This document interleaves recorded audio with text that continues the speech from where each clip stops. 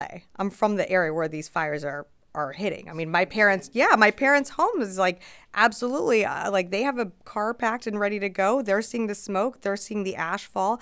I think this is for anyone that's on the ground that's seeing the devastation that these fires are causing. It's absolutely heartbreaking. So I think first and foremost, we understand what the people of I mean, Los Angelinos, Californians are experiencing right now.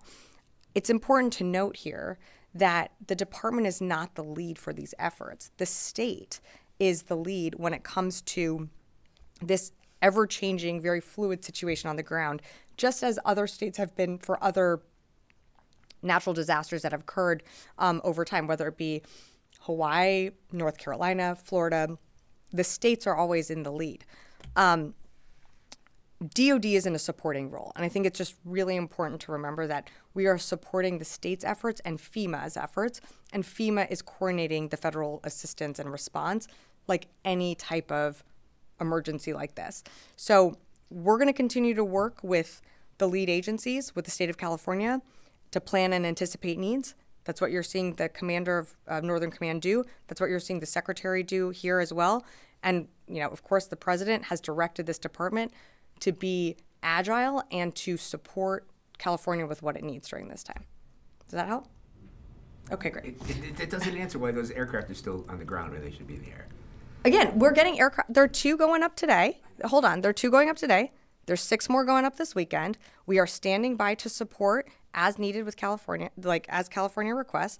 But we absolutely cannot just surge assets into an area without a plan.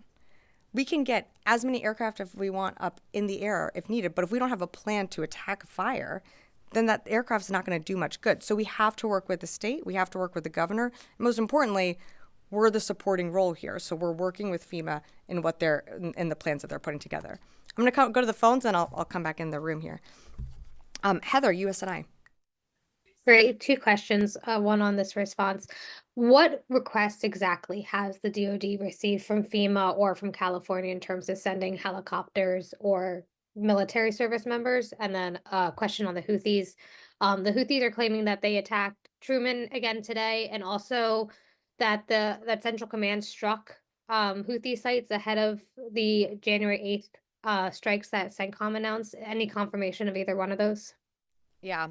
Thanks, Heather. So on the Houthis, again, really shocked by their disinformation on striking our ships in the region. There have been no attacks on our ships.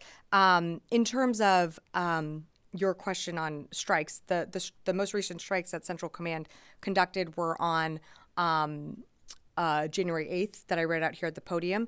We, of course, have conducted dynamic strikes, I think, over the maybe last few days as, Houthis have launched or we see them prepare to launch missiles or UAVs at our ships or commercial vessels. We take those actions, those dynamic strikes. I think there were some as recently as yesterday. In terms of your other question, look, I'm not going to read out everything that California and FEMA has requested. I can tell you what the department is doing, which is again, providing some of those maps that you will see, going into California today and over the weekend. And then we are also preparing, additional forces to assist California with what they need. You heard the president speak to that's our 500 personnel, additional Navy helicopters that are going to knit into California's response to these fires. With that, I will go to 2 more on the phone here. Meredith. Jane's Defense. Hi, I have a question about the PDA package announced yesterday. Air to ground munitions were listed on the package, and I was hoping if you could confirm if they have been provided in a previous package, and if not, then why now? And could you further confirm if those are the JASSM missiles? Thanks, Meredith, for the question. In terms of what we provided, candidly, I don't have our release of everything that was listed in the PDA that was announced yesterday. No new capabilities were in there. We've provided some of these capabilities in the past, I direct you to the defense.gov website, which lists out everything that we provided in that package yesterday. And Raheem, Kurdistan TV.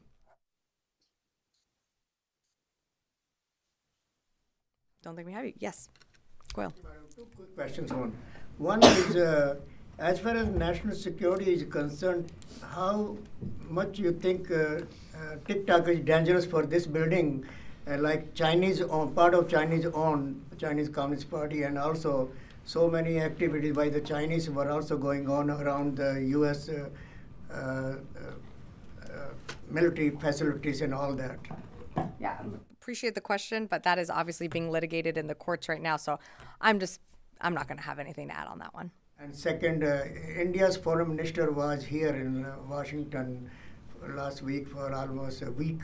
If he had any chance to meet and discuss anything, U.S.-India military-to-military relations here at the Pentagon. I don't have any meetings to read out at this time. We always read those out, but nothing to read out here. Thank you. Yes. Thank you, Sabrina. The Syrian Democratic Forces are suggesting if the U.S. and French troops are deployed to the northern Syrian border, they can diffuse the conflicts between the SDF and Turkish-backed forces. Is there any sort kind of talks going on, and how do you look at it? I'm not aware of any like joint patrols, if that's what you're alluding to, with U.S., French, and SDF forces. No, I'm not aware of anything like that. Again, our presence in Syria remains in that eastern part of the country. We partner with the SDF. Obviously, you know our longstanding mission to defeat ISIS in Syria remains, but I don't think there's any truth to those reports. Okay, great. One more, and then I have one more thing to add at the end of this. Okay, yeah, it's just we all had questions about Syria because the troop numbers, as we know, well, at least acknowledging that there are more troops there, 2,000 troops. But there have also been some rumors, not only of movement and setting up semi-permanent structures, but they may be planning to pull out if necessary. Or Who's they? The U.S. troops that are there now, Okay. if ordered to by this new administration. Oh. So has there been any change in either the posture, the number, or the status of the troops there? So let me adjust your question on the structures being set up. I think I talked about this on Wednesday, but if I can be more clear here, I will. The U.S. is not setting up any type of basing or permanent structures in the Kobani region, which I think is what you're referencing. In terms of U.S. presence and force posture, no changes. The incoming administration can't speak for any decisions that they will make, but in terms of this administration, this secretary, no changes to force posture in Syria or Iraq, and the mission that they're there for still remains when it comes to ensuring the enduring defeat of ISIS. Okay, so just very quickly, it's Friday. It's also my last briefing. So I just wanted to just take a few minutes to express my deep gratitude for those who have supported me on this journey. First and foremost, I deeply want to thank Secretary Austin for entrusting me with the incredible honor of standing up here, briefing all of you, representing the department. It's truly been a privilege to be up here every single time that I've been able to do it, representing our men and women in uniform and our dedicated civilian workforce.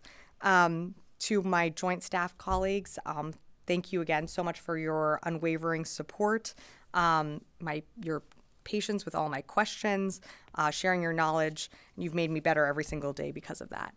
To my OSDPA family, because we are a family, and so I thank you for that. To my DPO teammates, you're truly the heartbeat of this press team. Your patience, support, your friendship have really meant the world to me. You've challenged me, you've pushed me, you've given me confidence to stand up at this podium and to represent you all. I just do have to shout out and give a special thank you to our ATSD, Chris Marr, Carly Weibel, General Ryder, Colonel Devine, and Chris Garver for all your help, support, prepping me for all these briefings. It's been invaluable, and I truly don't have the words to express my gratitude, so thank you. To my lovely press colleagues in the room, you're indispensable to democracy. We've had our debates, our disagreements, our commiserations, our conversations. You've certainly challenged me. You never took it easy on me from day one, from my first off-camera gaggle, which you can go back and read the transcript on how rough that was, to where I am today. And even today, even having these conversations and these debates, you've pushed me to be better. And so I really respect all the work that you do. I appreciate all the work that you do, and just thank you deeply. I've truly loved working here. So I've had the opportunity to work with the best people. This is the best team I've been a part of. And it's been an honor every single day that I get to stand up here. And so just thank you for everything. And I will leave it at that. Yeah. Thank you, Charlie, especially after that.